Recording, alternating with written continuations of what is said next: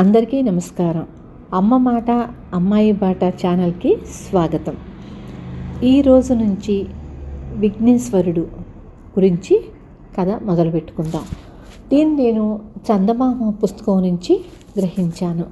మొదటిసారిగా వీడియో చూస్తున్నట్లయితే సబ్స్క్రైబ్ చేసుకోండి, లైక్ చేసి షేర్ చేయండి, పక్కనున్న బెల్ సింబల్ని ప్రెస్ చేయండి. నేను చేసే కొత్త వీడియోస్ మీకు నోటిఫికేషన్స్ వస్తాయి. తప్పక ఆదరించండి, చివరి వరకు వినండి. నచ్చితేనే సబ్స్క్రైబ్ చేసుకోండి. మొదలు పెట్టుకుందామా? విఘ్నేశ్వరుడు. సత్యలోకంలో కమలాసనం మీద కూర్చొని పగలంతా సృష్టి చేసి చేసి అలసిన బ్రహ్మకు కల్పాంతరం సమీపించటంతో నిద్రమత్తు ఆవరించింది. ఆ నిద్రమత్తులో ఆయన ఆవులించినప్పుడల్లా పర్వత శిఖరాగ్రాలు చిట్లి అగ్నులను వెదజల్లాయి. నిద్రపట్టే సమయాన కళ్ళు చెమ్మగిల్లగా ఆకాశంలో గుంపులు గుంపులుగా కూడిన ప్రళయ మేఘాలు మెరుపులతో భయంకరంగా గర్జిస్తూ ఏనుగు తొండాల వంటి ధారలతో వర్షించి లోకాన్ని జలమయం చేశాయి. ఆయన కనురెప్పలు బరువుగా వాలడం ప్రారంభించేసరికి అన్ని దిక్కులా గాఢాంధకారం అలుముకున్నది. ఈ ప్రళయ పరిస్థితిలో బ్రహ్మ నిద్రించాడు. ఆయనకు ప్రళయమనేది రాత్రికాలం.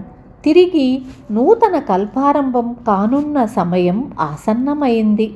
సరికొత్త జగత్తు మీద వెలుగు ప్రసరించబోతున్న తరుణంలో సరస్వతీదేవి వీణ సవరించి భూపాల రాగ స్వరాలను మెల్లగా పలికిస్తూ ఉండగా బ్రహ్మకు మెలకువ వచ్చింది. ఆయన పద్మాసనం వేసి కూర్చొని 4 ముఖాలతో 4 దిక్కులు కలయ చూశాడు. కింద ఉన్న జగత్తు అంతా నీటిమయమై మహాపర్వతాల్లాంటి కెరటాలతో కల్లోలంగా ఉంది. ఆ తరంగాల మధ్య ఒకచోట కళ్ళను మిరుమిట్లు కొల్పే తెల్లని కాంతిరేఖ కనిపించింది. ఆ కాంతిలో తరంగాలపై తేలుతూ ఒక పెద్ద మర్రియాకు, దానిపై చందమామ లాంటి పసివాడు పడుకొని కుడికాలి బొటనవేలు చప్పరిస్తూ కనిపించాడు. బ్రహ్మ చేతులు జోడించి కనురెప్పలు మూసి ధ్యానించి తెరిచినంతలో ఒక వింత దృశ్యం కనిపించింది. ఆ పసివాడు విశ్వ విరాట్ స్వరూపుడైన పరబ్రహ్మమేనని బ్రహ్మకు అనుభవపూర్వకంగా తెలిసిన విషయమే. కానీ ఇప్పుడా పిల్లవాని తల ఏనుగు తలను పోలి చిన్నారి తొండంతో కుడిపాదాన్ని పట్టి నోటిలో పెట్టుతున్నట్లుగా కనిపించింది. ఆ ముఖం చాలా ప్రసన్నంగా ఉంది. పిల్లవాడు చంద్రకాంతితో ప్రకాశిస్తున్నాడు. 4 చేతులు కలిగి ఉన్నాడు. బ్రహ్మ ఆశ్చర్యంగా చూస్తున్న మరు నిమిషంలో ఆకుతో సహా ఆ పిల్లవాడు అదృశ్యమయ్యాడు. బ్రహ్మకు ఆ ప్రదేశాన ఎత్తుగా లేచిన పెద్ద మట్టి దిబ్బ ఒకటి కనిపించింది. క్రమక్రమంగా నీటి నుండి సువిశాలమైన భూభాగాలు, సముద్ర భాగాలు ఏర్పడ్డాయి. బ్రహ్మ సృష్టికి పూనుకున్నాడు. మొదట పర్వతాలు, నదులు ఏర్పడాలని సంకల్పించి కమండలంలో నుంచి నీరు తీసి జగత్తు మీద చల్లాడు. తరువాత వృక్షాలను, సస్యాలను, ఖనిజాలను సంకల్పించాడు. పిమ్మట కదలాడే జీవరాశిని, మొదట సముద్రంలో చేపలను, భూమి మీద జంతుజలాన్ని, క్రిమి కీటకాదులను, పక్షుల్ని సృజించాడు. తరువాత మనుషులను సంకల్పించి కమండలోదకాన్ని చిలికాడు. బ్రహ్మ సృష్టి చేస్తున్నంతసేపు సరస్వతీదేవి వీణ వాయిస్తూనే ఉంది. ఎందువలనో అనుకోని విధంగా వీణ అపశృతి పలికింది. సరస్వతి నివ్వెరపడుతూ క్రిందకి చూసి మరింత నివ్వెరపడింది. బ్రహ్మ అర్ధాంగి నివ్వెరపాటు అర్థం కాక కమలాసనం నుంచి వంగి కిందకు చూశాడు. పర్వతాలు బోర్లా పడుతూ, శిఖరాలు భూమిలోకి పాతుకొని వెడల్పుగా, పర్వత పాదాలు సూర్యరశ్మి పడకుండా గొడుగుల్లాగా ఎదుగుతున్నాయి. నదులు సాగరం నుంచి ఎత్తు ప్రదేశాలకు చేరుకోబోతున్నది. వృక్షాలు తలకిందులుగా వ్రేళ్లు ఆకాశానికి తన్నుతున్నాయి. సముద్ర తరంగాల మీద జలరాశులు తేలుతూ కుప్పిగంతులు వేస్తున్నాయి. కొన్ని నిటారుగా పయనిస్తున్నాయి, కొన్ని పక్షుల్లా ఎగురుతున్నాయి. జంతువులు చాలా అనర్థాలతో పుట్టాయి. తలలు లేకుండా కొన్ని, వెనుక కాళ్ళు లేకుండా కొన్ని, ఒంటికాలివి, 3 కాళ్ళవి, కళ్ళు చెవులు అన్నీ ఉండి నోరు లేనిది, తోకలకు తలలున్నవి, తలకు తోకలున్నవి కనిపించాయి. పక్షులకు రెక్కలు లేవు, అవి నడవాలంటే కాళ్ళు లేక నేల మీద దొర్లుకుంటున్నాయి. ఈ వక్రతలన్నీ గమనించి బ్రహ్మ ఎంతగానో కలవరపడుతూ తన ఉత్తమోత్తమ మనుష్య సృష్టి ఎలాగుందోనని ఆత్రంగా చూశాడు. మనుష్యులలో కొందరికి 2 తలలున్నాయి. అందులో ఒకటి స్త్రీది, రెండోది పురుషుడిది. పురుషులు జానెడు బెత్తెడుగా ఉన్నారు. స్త్రీలు పెద్ద ఏనుగుల్లాగా, తాటి చెట్లల్లాగా ఉన్నారు. వీపులకు తలలు అతికించినట్లున్న వాళ్ళు 4, 3 ఒంటికాళ్ళ వాళ్ళు, పొట్టకే పెద్ద నోళ్లున్న కబందులు ఆక్రందనాలు చేస్తూ కనిపించారు. జంతువులు మోరలు పైకెత్తి దీనంగా అరుస్తున్నాయి, మూగగా చూస్తున్నాయి. బ్రహ్మను నిందిస్తున్నట్లుగా గింజుకుంటున్నవి, కథను తొక్కుతున్నాయి. ఒక జానెడు మగవాడు తాటి చెట్టు కింద వికృతాకారిణి అయిన స్త్రీని చూపిస్తూ, ఓ బ్రహ్మదేవుడా, ఇలాంటి స్త్రీతో నేనెలా సంసార సాగరం ఈదేది అంటూ ఆకాశానికి తలపెట్టి పెద్దగా అరుస్తున్నాడు. 4 తలలంటూ ఉన్నా అసలు తల అంటూ లేని ఓయి బ్రహ్మదేవుడా, మమ్మల్నెందుకిలాగ పుట్టించావు అంటూ వికృతాకారాల మనుషులు చేస్తున్న ఆక్రందనాలు మిన్నుముట్టుతున్నాయి. బ్రహ్మ 4 తలలు గిర్రున తిరిగిపోయాయి. 8 కళ్ళు బైర్లు కమ్మాయి.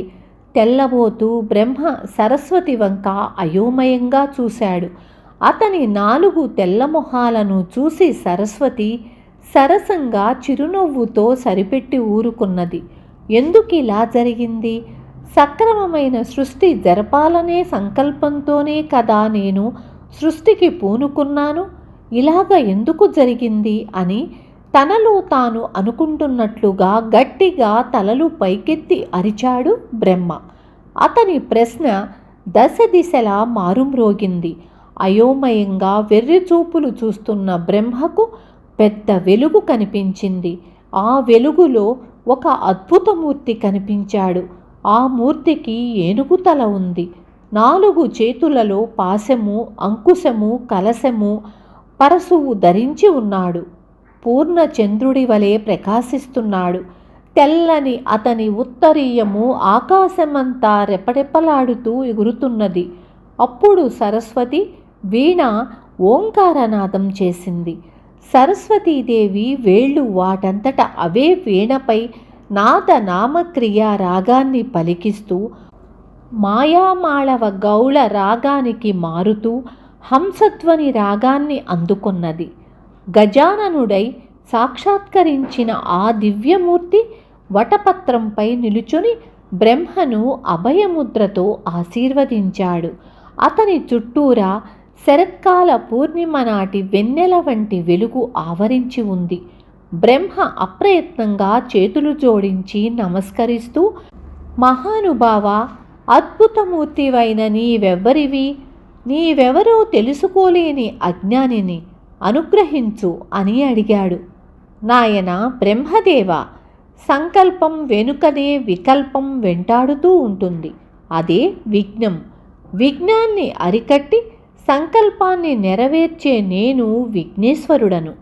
విఘ్నాలకు నాయకత్వం వహించే వికల్పాన్ని నా గొడ్డలితో ఛేదించి ప్రతి కార్యాన్ని నిండు కలశంలాగా జయప్రదం చేసే విఘ్న వినాయకుడిని. పంచభూతములనబడే పృథ్వీ, నీరు, అగ్ని, వాయువు, ఆకాశములనే భూతగణానికి అధిపతినైన గణపతిని.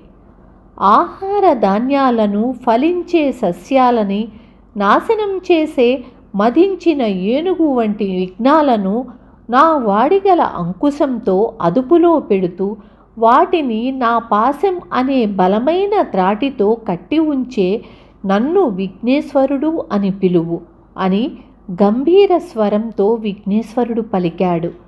అప్పుడు బ్రహ్మ, దేవా విఘ్నేశ్వర, నా సృజన శక్తికి ఎందుకిలాగ ఘోరమైన విఘ్నం జరిగింది? ఇన్ని వంకరలెందుకు ఏర్పడ్డాయి? ఉత్తమంగా సృష్టి జరిపే మార్గం వివరంగా చెప్పు అన్నాడు. విఘ్నం గురించి నీకు తెలియాలనే ఇదంతా జరిగింది. మర్రి ఆకుపై బాలగణపతిగా కనిపించిన వటపత్ర గణపతినే నేను. అప్పుడు నా గురించి ఆలోచించలేకపోయావు. నా గురించి ఆలోచించడం అంటే విఘ్నం గురించి ముందు జాగ్రత్త పడే జ్ఞానాన్ని కలిగి ఉండటమే. ఆ జ్ఞానస్వరూపుణ్ణే నేను. బ్రహ్మ మొదలుకొని బుద్ధిగల ప్రతి జీవి కార్యరంగానికి ముందు విఘ్నం రాకుండా జయప్రదం కావడానికి తగు జాగ్రత్తను జ్ఞానాన్ని కలిగి ఉండక తప్పదు. ఏనుగు అడుగు వేసే ముందు నేల గట్టితనాన్ని తెలుసుకొని మరీ నడుస్తుంది. ప్రాణుల్లో ఏనుగు బుద్ధిఫలం దానిలాగే చాలా పెద్దది. ఏనుగంత విశేష మేధస్సును కలిగి ఉండాలనే సూచనగా నేను గజాననుడిగా ఉన్నాను. నీవు నిద్రిస్తున్న సమయంలో రాక్షసుడైన సోమకాసురుడు నీ 4 వేదాల్ని అపహరించి సముద్రం అడుగున దాచాడు. మహావిష్ణువు మత్స్యావతారం దాల్చి వాణ్ణి సంహరించి నీ వేదాల్ని భద్రంగా తెచ్చి వటపత్రశాయినై ఉన్న నా దగ్గర ఉంచాడు. ఇవిగో వాటిని తిరుగ గ్రహించి సృష్టి నిర్వర్తించు అని చెప్పి విఘ్నేశ్వరుడు బ్రహ్మకు వేదాలను ఇచ్చాడు. బ్రహ్మ వాటిని అందుకొని పరమానందంతో విఘ్నేశ్వరుణ్ణి స్తుతిస్తూ, విఘ్నేశ్వర, నేను సృష్టి సంకల్పించే ముందు నిన్ను ధ్యానించి మనసారా నిన్ను పూజించి మరీ కార్యరంగానికి ఉపక్రమించే వరం అనుగ్రహించు. అవకతవకలుగా తయారైన సృష్టి ఉపసంహరించుకునేలాగా చెయ్యి అని కోరాడు. విఘ్నేశ్వరుడి ప్రభావం వల్ల అంతవరకు జరిగిన వంకర టింకరల సృష్టి అంతా క్షణంలో మటుమాయమయ్యింది. అప్పుడు విఘ్నేశ్వరుడు మళ్ళీ బ్రహ్మతో, ఓ బ్రహ్మదేవుడా, వక్రతను తుండములుగా ముక్కలుగా చేసేవాడిని కనుక నేను వక్రతుండు అనే పేరుతో సార్థకంగా నా తొండాన్ని వక్రంగా ఉంచుకుంటాను. వక్రతుండుని అయిన నన్ను ధ్యానించి తలపెట్టిన ఏ పని కూడా వంకరపోదు. నీవు కోరుకున్నట్లే నన్ను ధ్యానించి సృజించు. సృజించటం ఒక కళ. ఆ కళ ఎటువంటి వంకర టింకరలు పోకుండా జగత్తు నీవు మలచిన కళానిలయంగా భావిస్తుంది. నీకు మళ్ళీ జగత్తులో అందరికీ అందుబాటుగా తొలి పూజలందుకునే విఘ్నేశ్వరుడిగా, విఘ్నాల నుండి కాపాడుతూ సంకల్ప సిద్ధిని కలిగించే సిద్ధి వినాయకుడిగా, సకల గణాలకు అధిపతిగా గణపతినై శివపార్వతులకు కొడుకుగా అవతరిస్తాను అని చెప్పి బ్రహ్మను దీవించి అంతర్ధానమయ్యాడు. సరస్వతీదేవి బ్రహ్మకేసి చిరునవ్వు నవ్వి హిందోళ శ్రీరాగాలతో మంగళ స్వరాలను మహాకాశం పులకరించేటట్లుగా వీణపై వినిపించింది. బ్రహ్మ విఘ్నేశ్వరాయ నమః అంటూ సృష్టిని ప్రారంభించాడు. సృష్టి మరింత అందంగా నిర్విఘ్నంగా సాగింది. గంభీరమైన పర్వత పంక్తులు, అమృత జలాలతో నదులు, సుందర వనాలు, రంగురంగుల బొమ్మల్లాంటి జంతుజాలము, శారీరకంగానూ మానసికంగానూ ఉన్నతులు బలవంతులు అయిన మనుషులతో జగత్తు బ్రహ్మ చేసిన కళానిలయంగా విలసిల్లింది. వాగ్దేవి అయిన సరస్వతి తన వాణిని సంగీతంలా ప్రాణికోటికి స్వరపరిచింది. జీవకోటి సలక్షణంగా పెరిగింది. ఊడలు చిమ్మే వటవృక్షంలాగా జగత్తు వర్ధిల్లింది. విన్నారు కదా. తరువాయి భాగం అంటే 2వ భాగం రేపు చెప్పుకుందాము.